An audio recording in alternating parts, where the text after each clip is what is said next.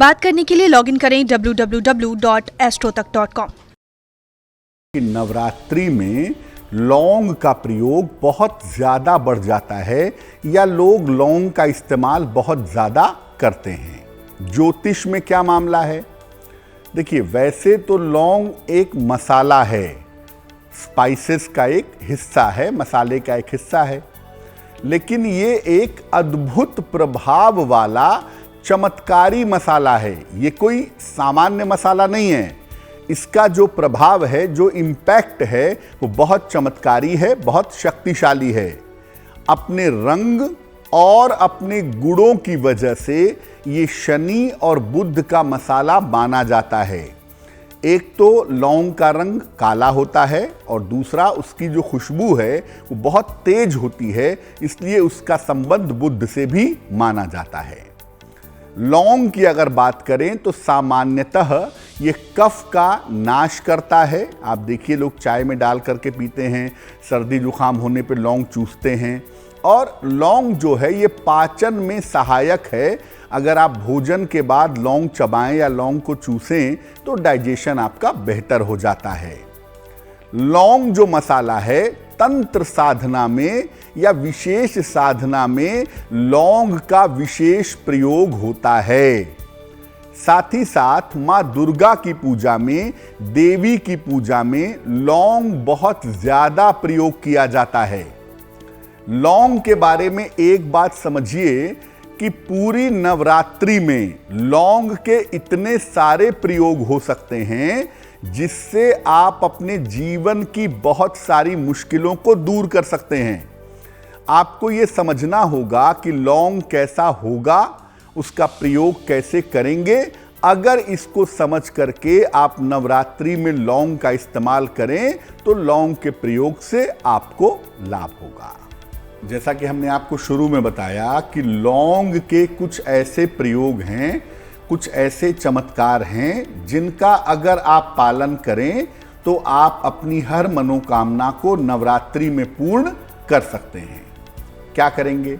अपनी उम्र के बराबर लौंग ले लीजिए। मान लिया आपकी उम्र 32 साल है तो आप 32 लौंग ले लें। लौंग टूटी हुई बिल्कुल नहीं होनी चाहिए, बिल्कुल साबुत होनी चाहिए। इसे काले धागे में बांध करके माला बना लें, यानी एक एक लौंग आप लेते जाएं, धागे में लपेट लपेट कर उसकी माला बना लें। अपनी उम्र के बराबर लौंग आपको लेना है। अब इस लौंग की जो माला है, इसको नवरात्रि में किसी भी दिन मां दुर्गा को समर्पित कर दीजिए। अगर आप महिला हैं तो उनके गले में पहना दीजिए और अगर आप पुरुष हैं तो उनके चरणों में रख दीजिए। इसके बाद अपनी मनोकामना पूरी हो जाने की प्रार्थना करिए। ये नवरात्रि में किसी भी दिन आप कर सकते हैं। बेहतर होगा नवरात्रि में किसी भी रात को करिए। आप देखेंगे अगले 1 से सवा महीने में आपकी मनोकामना पूरी हो जाएगी। और जब आपकी मनोकामना पूरी हो जाए तो इस माला को जल में प्रवाहित कर दें या इस माला को मिट्टी में दबा दें, इधर उधर नहीं फेंकेंगे। ये ध्यान रखिए, ये उपाय करने से आपकी मनोकामना आसानी से पूरी हो जाएगी। नवरात्रि के अलावा कभी भी या वैसे नवरात्रि में भी अगर आपको ऐसा लगता है कि आपको नज़र लग गई है या आपके ऊपर नज़र दोष है तो 1 लोटे में पानी लें, उसमें 1 लौंग डालें, सिर्फ 1 लौंग, और उसको जिसको भी नज़र लगी है उसके सर के ऊपर से 3 बार या 5 बार घुमा दें और इस पानी को घर के बाहर ले जा कर के लौंग के साथ गिरा दें। पानी में लौंग रहेगा, पूरा आप गिरा दीजिएगा सड़क पर, घर के बाहर। ऐसा करने के साथ ही जिस व्यक्ति के ऊपर नज़र दोष है या जिस व्यक्ति के ऊपर नज़र का प्रभाव है वो प्रभाव तुरंत का तुरंत समाप्त हो जाएगा। पहले तो मैं बता दूं कि हम ऐसा कोई उपाय नहीं कर सकते कि शत्रु और विरोधियों का नाश हो जाए, और ऐसा हमारा धर्म कहता भी नहीं है कि किसी को मारने के लिए, किसी को नाश करने के लिए आप पूजा करिए। ऐसा संभव भी नहीं है। हाँ, इतना ज़रूर आप कर सकते हैं कि जो आपके शत्रु हैं, जो आपके विरोधी हैं, वो शांत हो जाएं, वो आपको परेशान ना करें, आपके लिए दिक्कतें पैदा ना करें। क्या करेंगे? लगातार 27 दिनों तक 2 लौंग मां दुर्गा को अर्पित करते जाइए। इसकी शुरुआत आप नवरात्रि में कर सकते हैं। नवरात्रि से इसकी शुरुआत करिए और रोज लगातार अगले 27 दिन तक 2 लौंग मां दुर्गा को अर्पित करिए।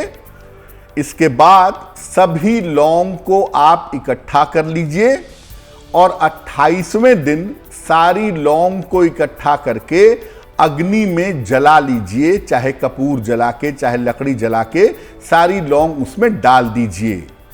जलाते समय जब लौंग उसमें डालेंगे तो मन में माता दुर्गा का स्मरण करेंगे और ये प्रार्थना करेंगे जब लौंग अग्नि में डालेंगे कि मेरे शत्रु और मेरे विरोधी शांत हों, उनकी वजह से जो मेरे जीवन में दिक्कत है वो दिक्कत दूर हो जाए। जब सारे लौंग जल जाएंगे तो उसकी राख को आप इधर उधर नहीं फेंकिएगा, वरना परिणाम उल्टे हो जाएंगे।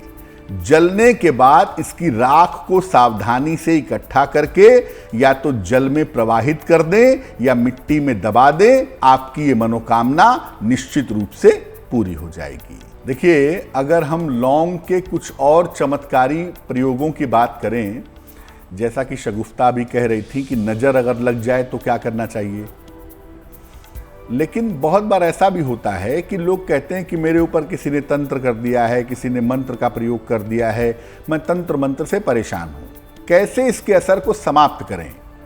देखिए, रोज सवेरे सूर्य भगवान को जल अर्पित करिए। नवरात्र में शुरुआत कर लीजिए इसकी, और एक लौंग ले लीजिए, उसको पत्थर पे घिस करके अपने माथे पर तिलक लगाइए। इससे आप किसी भी तरह से नकारात्मक ऊर्जा से, नजर दोष आदि से बचे रहेंगे। और घर से निकलते समय एक लौंग अपनी ऊपरी जेब में, अपने ऊपर वाले पॉकेट में रख लीजिए। इससे भी आप नजर दोष वगैरह से बचे रहेंगे। और एक बहुत चमत्कारी प्रयोग आपको बताते हैं कि अगर आप तंत्र मंत्र की बाधा से परेशान हैं तो चांदी की 2 लौंग बनवाइए। ये आपको बाजार में बनवाने पर मिल जाएगी।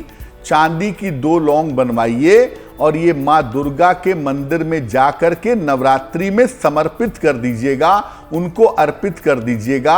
आपके ऊपर तंत्र मंत्र का जो भी प्रभाव है, तंत्र मंत्र का जो भी इम्पैक्ट है, वो इम्पैक्ट, वो प्रभाव समाप्त होगा।